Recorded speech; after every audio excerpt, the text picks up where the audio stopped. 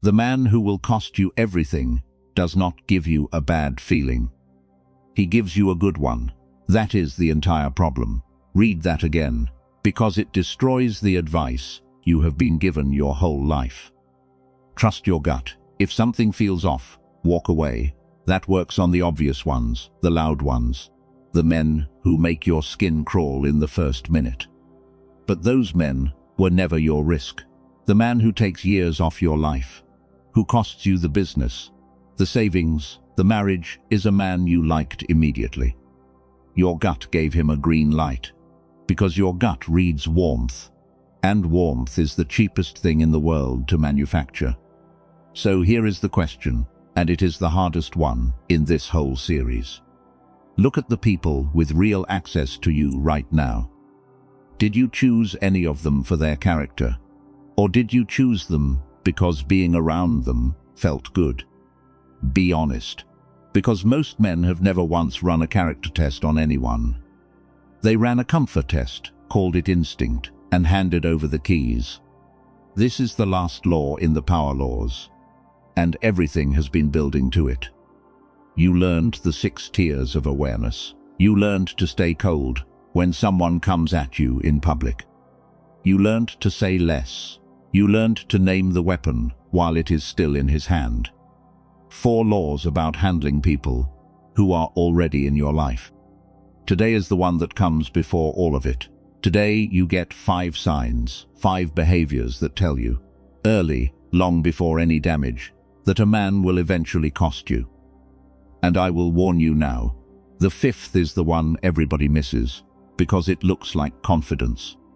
It is the reason smart men lose everything to someone they admired. Stay to the end for that. 500 years ago, Machiavelli wrote in his discourses about the men who surround a leader, and he made one observation that has never stopped being true. Betrayal almost never comes from an enemy. It comes from someone who was given access, because an enemy has no access to betray. The whole risk of your life sits inside the group of people you decided to trust, which means the single most consequential skill a man can own is not how he fights his enemies. It is how carefully he chooses who gets in. Before sign 1, drop 4 words in the comments. I read the man, type it, because by the end of this you will have 5 tests, and you will never again mistake a warm feeling for a safe person. Before the 5, understand the flaw in how you have been evaluating people. Because until you see it, no list will help you. You evaluate people almost entirely on how they treat you. It sounds reasonable. He has always been good to me. He has never given me a reason to doubt him. That sentence has preceded more disasters than almost any other in the English language. Because how a man treats you right now is not a measure of his character. It is a measure of what he currently wants from you. Everyone is good to the person they need. The warmth is real, in a sense, but it is conditional, and the condition is that you remain useful, and no one remains useful forever. Character does not show up in how a man treats the people he needs. It shows up in how he treats the people he does not. That is the shift that changes everything. It is why every one of the 5 signs below is about how he behaves towards somebody who is not you. The waiter, the junior employee, the ex-partner, the person who cannot do a single thing for him. Those interactions are the only honest data you will ever get. They are the only ones where he has nothing to gain by performing. There is a second reason good men keep getting this wrong, and it is more uncomfortable. Being suspicious feels like a character flaw. You were raised to give people the benefit of the doubt, to not judge, to assume the best. So when you notice something small and off, you talk yourself out of it, because noticing feels unkind, and you would rather be generous than be right. Machiavelli understood this exact trap. The good man, he warned, projects his own decency onto everyone around him, and assumes others operate by the standards he holds himself to. That projection is not virtue, it is a blind spot. and dangerous men can smell it on you from across a room. So here is the reframe. What follows is not suspicion. Suspicion is a mood, and moods are useless. This is observation, which is a discipline. You are not deciding whether to like someone. You are collecting specific, repeatable evidence about how a man behaves when there is nothing in it for him. Here are the 5 things that tell you everything, and understand what the delay costs, because that is the real subject of this video. Every one of these 5 signs is visible in the first month. Every single one. The dinner where he snapped at the server happened in week 2. The mocking imitation of his former partner happened over the first drink. The tiny edit to what happened in the meeting happened before you had worked together for a quarter. None of it was hidden.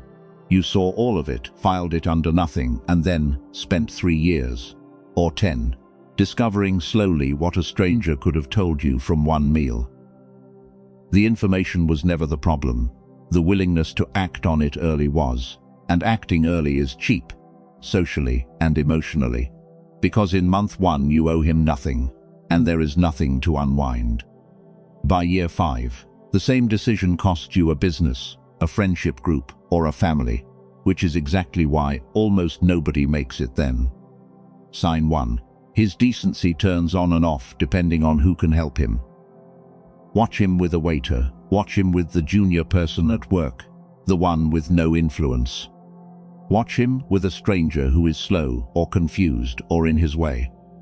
And then watch the exact same man 10 minutes later with someone who has money or a title or something he wants. If those are 2 different people, you have all the information you will ever need about him, and you got it for free in a restaurant before he ever had a reason to lie to you. Here is the mechanism, and it is simple. A man whose decency is status contingent does not have decency. He has a strategy. Kindness for him is a tool he applies where it pays and withholds where it does not. And that means one thing about you, which most men never think through. Right now, you are in the category where it pays. That is the only reason you are getting the good version. The day you stop being useful, you do not get a warning. You simply move categories, and you meet the man the waiter met. The scene plays out constantly, and almost nobody reads it. A dinner with a potential partner who is charming across the table for an hour, then snaps at the server about the wrong order, sharp and demeaning, and turns back to you with the smile already restored, seamless. Most men file that as a bad moment. It is not a bad moment. It is the only unguarded moment in the entire dinner. Everything else was aimed at you. That was aimed at nobody, which is exactly why it was true. The veto move, and you can run it this week. In the next 3 meals or meetings you have with someone you are evaluating, watch one interaction where they gain nothing. Just one. That single observation will tell you more than a year of conversations with you at the center of them. And run it at work too, where the stakes are higher and the tell is just as loud. Watch how a man speaks to the person who cleans the office, or the new hire who does not know anything yet, or the assistant who cannot approve a single thing he wants. Some men are exactly the same in those interactions as they are in the boardroom. Same voice, same attention, same basic respect. Others become visibly shorter, faster, dismissive, and then the elevator doors open and the warmth reappears for whoever is inside. A man of the pack learns to watch the doors close, not the doors open, because everything that happens after the important people leave is the only honest footage you will ever get. The version of him that shows up when nothing is being gained is the version you will be dealing with in 3 years. Sign 2. He shows contempt in small doses and calls it humor. This is the most important sign on the list, and here is why. In 1994, a psychologist named John Gottman published research from a study where he did something unusual. He brought couples into a lab and simply filmed them talking. then coded every expression, every tone shift, every micro-reaction, second by second. He was looking for what actually separates relationships that survive from ones that collapse. And out of everything he measured, one behavior stood far above the rest as a predictor of destruction. Not anger, not conflict, not even shouting. Contempt. Understand precisely what contempt is, because it is not the same as anger, and the difference is the whole point. Anger says you are wrong, and I am upset. Contempt says I am above you. It is expressed in eye rolls, the mocking imitation of someone's voice, the little smirk, sarcasm dressed as a joke, the sneer at someone's opinion before they have finished stating it. Gottman found that this specific behavior, more than any other, predicted a relationship's collapse, because contempt is not a reaction to a moment. It is a position. It means the person has already decided, somewhere underneath, that the other one is beneath them. Now apply that to any man in your life, not just a marriage. Watch how he talks about people who are not in the room. Does he disagree with them, which is fine and healthy, or does he look down on them? Listen for the mocking imitation, the way he says the name of someone he dislikes, the little laugh that comes before the criticism. A man who holds people in contempt casually will eventually hold you in contempt, because contempt is a habit of positioning, not a verdict about one specific person. He is not superior to that man. He is a man who arranges people above and below himself, and everyone lands below him eventually. And here is the part that makes it so dangerous. Contempt goes one direction only. Anger cools, disagreements resolve. But once a man has quietly filed you as beneath him, he almost never files you back up, because the position is comfortable and it costs him nothing to maintain. This week, listen for the sneer, especially the friendly-sounding one aimed at somebody far away. That sneer is a preview of a conversation about you that has not happened yet. Now separate this from ordinary humor, because that distinction matters, and men get it wrong in both directions. Friends mock each other, good ones do it constantly, and it is a form of affection, not contempt. The difference is direction and consent. Real ribbing goes both ways, and the man doing it would be completely comfortable receiving the same line back, in the same room, right now.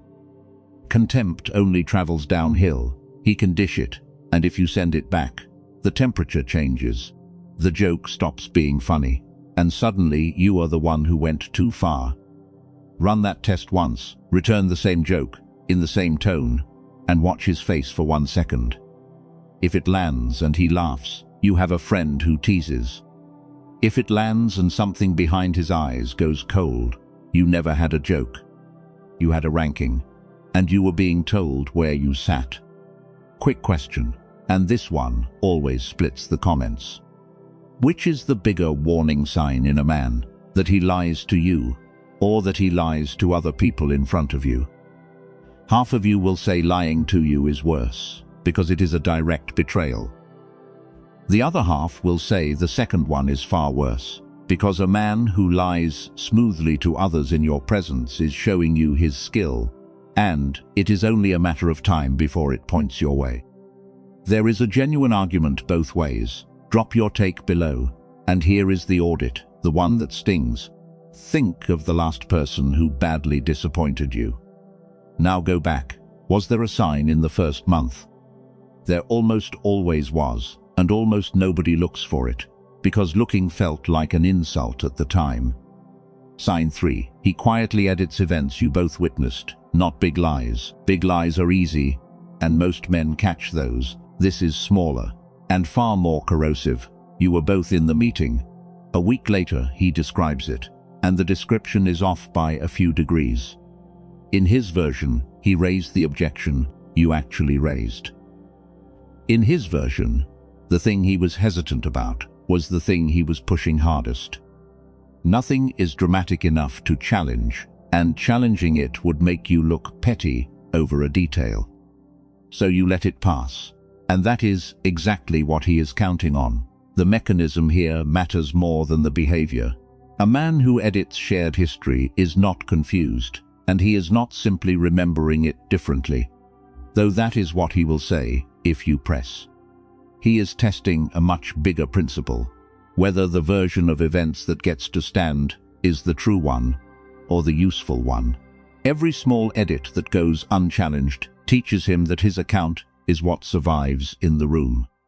And once he is comfortable rewriting a meeting, understand what comes next. Eventually, there will be a version of events that involves you, unfavorably, told to someone whose opinion matters. He will not hesitate at that moment. He will have been practicing on small things for years, with your silence as his training partner. The veto move is not a confrontation. It is a calm, immediate, low-key correction on the small thing at the moment it happens. My memory of that is a little different. I thought that was my point. Said easily, no heat, and then move on. You are not fighting for credit on a trivial detail. You are demonstrating, cheaply and early, that your version does not disappear when it is inconvenient.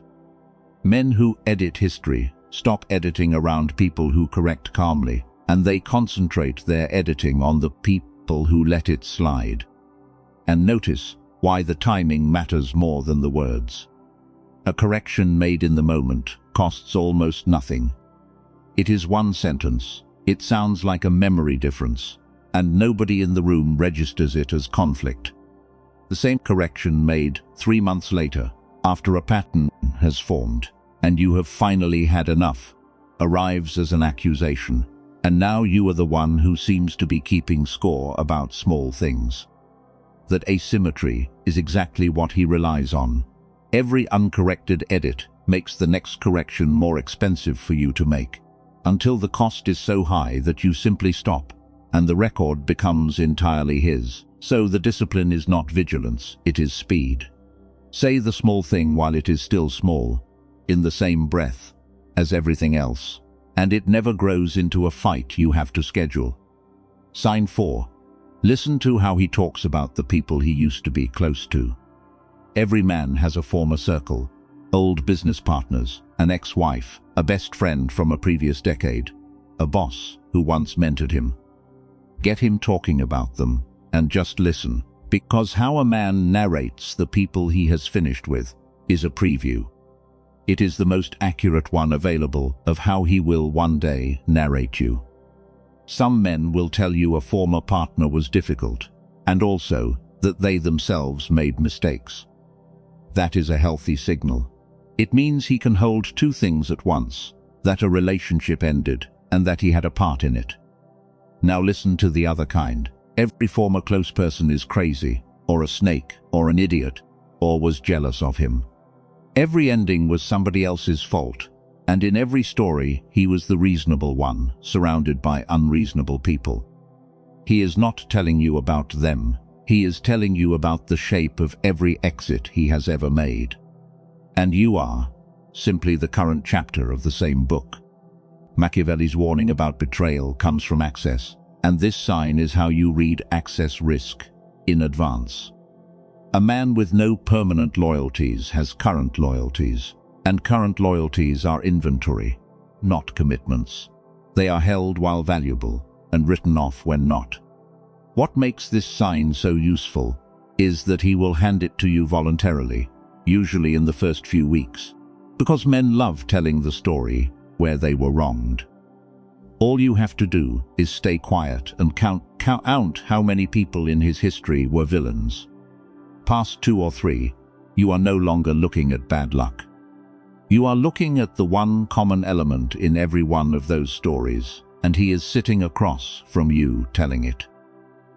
And there is a second layer to this one, which is what he does with the private information of people he has finished with. Listen for whether he tells you things his former partner or former friend told him in confidence. The secrets, the weaknesses, the embarrassing details of a marriage that ended.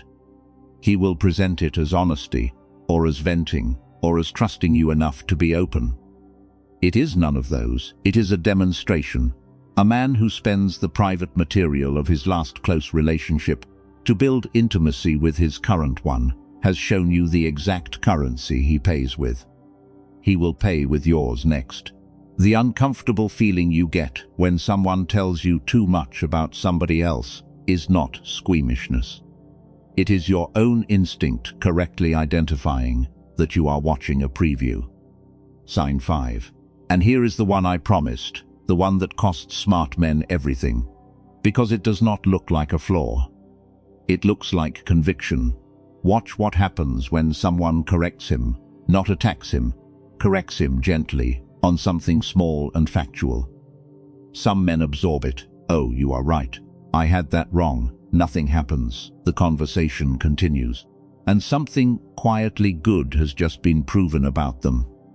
Now watch the other kind. The correction never lands. It gets deflected, reframed, met with a technicality, met with an attack on the person who offered it, or met with a subtle coldness that makes everyone in the room decide never to do that again. Here is why this is the deadliest sign on the list. Every other flaw a man has can be survived if he can be corrected. Correction is the mechanism that stops a mistake from becoming a catastrophe. A man who can be told he is wrong has a break. A man who cannot be told anything has no break. And he is driving with your money, your reputation, or your family in the car. It does not matter how smart he is. In fact, the smarter he is, the worse this gets. Because a brilliant man who cannot be corrected can construct a compelling justification for any bad decision faster than anyone around him can build the case against it. And notice what happens socially, because this is the part that hides it.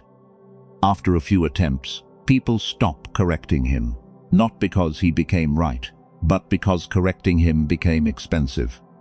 So he moves through the world in a silence he reads as agreement. Every year his blind spots grow, while the feedback that could have shrunk them dries up completely.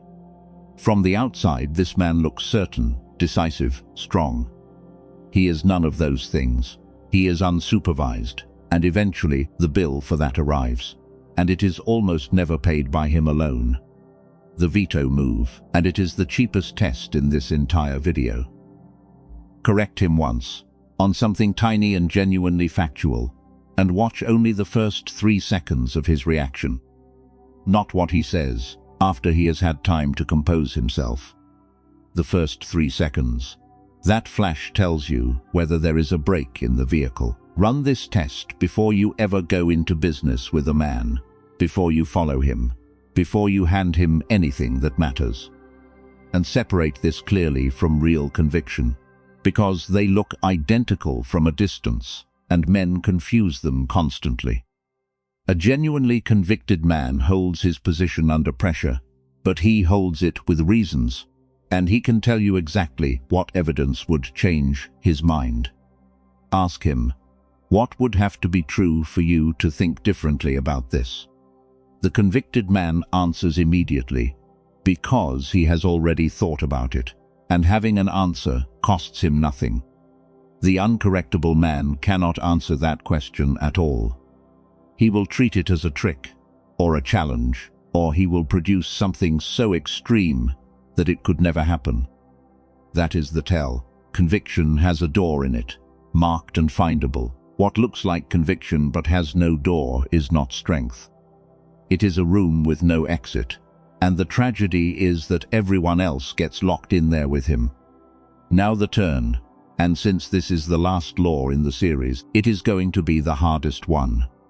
Read the 5 again, slowly, but this time do not think about anyone else. Think about the last 12 months of your own behavior. Was your patience thinner with the person who could do nothing for you than with the person who could?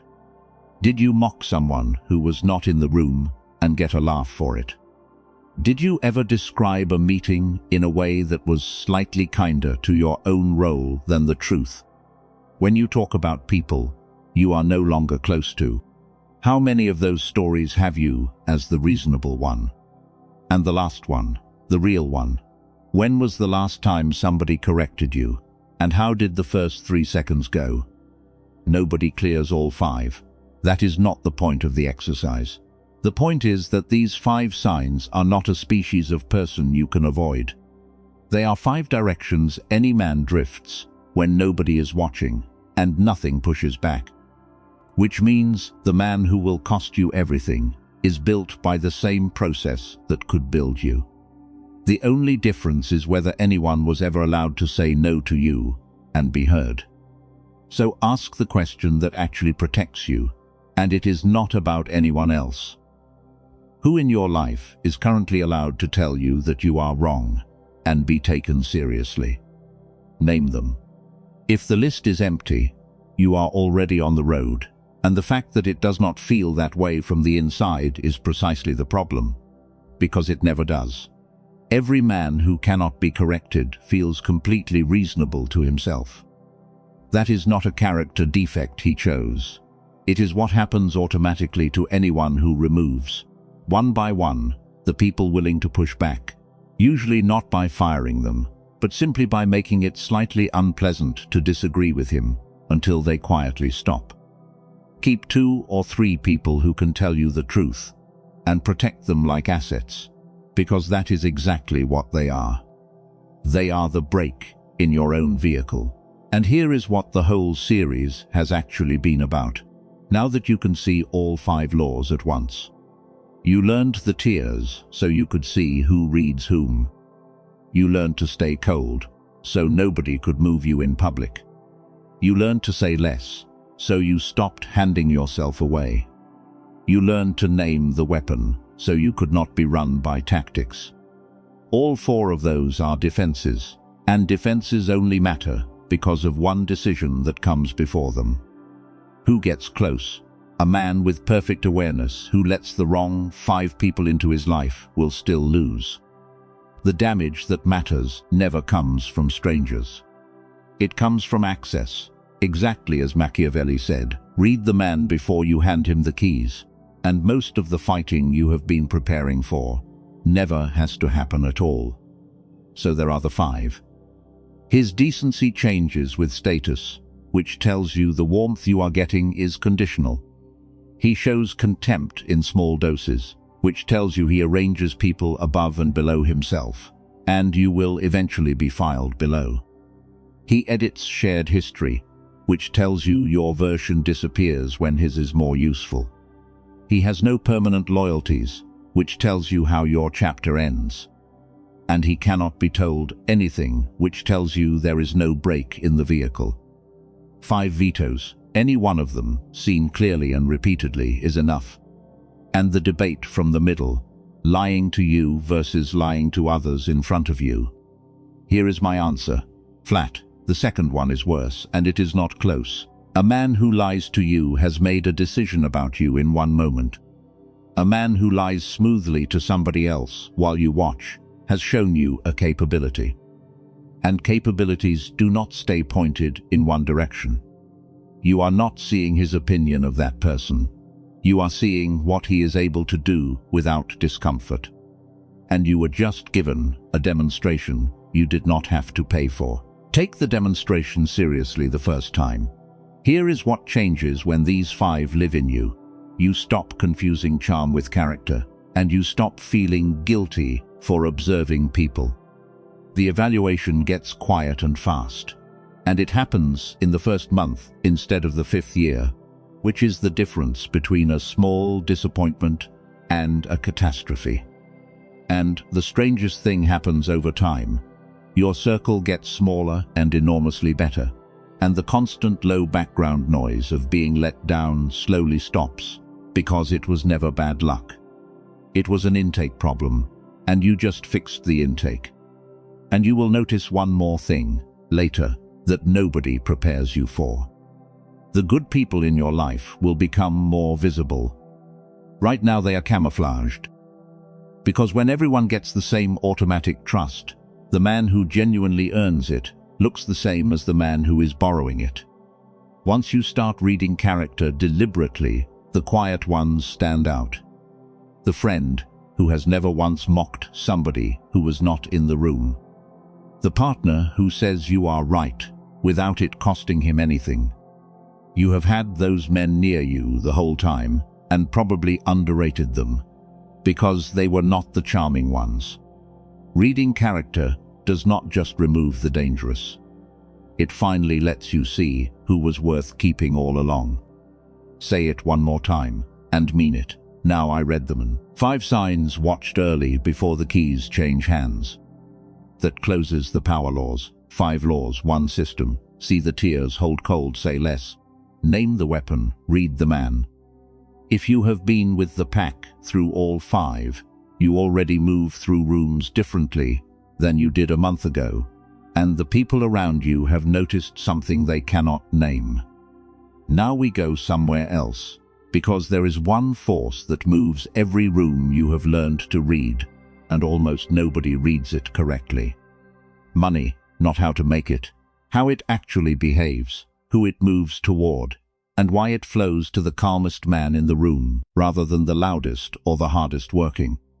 That is a whole new series, and it starts Thursday with the first law of it, which is why being free is the most expensive mistake a man can make. Subscribe so you catch the opening. Watch how he treats the man who can do nothing for him. Listen for the sneer, correct him once, and count to 3, because you were never bad at judging people. You were just judging the wrong thing, on the wrong evidence, at the wrong time. Now you are not.